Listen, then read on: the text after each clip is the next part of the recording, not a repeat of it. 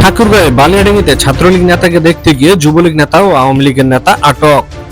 ঠাকুরগাঁও জেলার বালিয়াডাঙ্গি উপজেলার সাবেক ইউপি চেয়ারম্যান সহ আওয়ামী লীগের 3 জনকে আটক করেছে পুলিশ।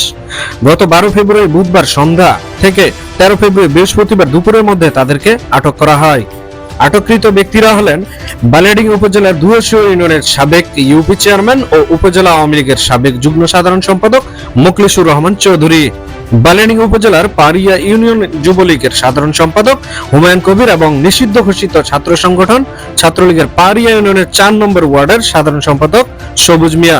জানা গেছে 12 ফেব্রুয়ারি বুধবার রাতে দুয়াশিয়া এবং পারিয়া ইউনিয়নে অপারেশন ডেভিল হান্ট অভিযান চালিয়ে আটক করা হয় ছাত্রলীগ নেতা সবুজ ও ইউপি চেয়ারম্যান মোখলেসুর রহমানকে।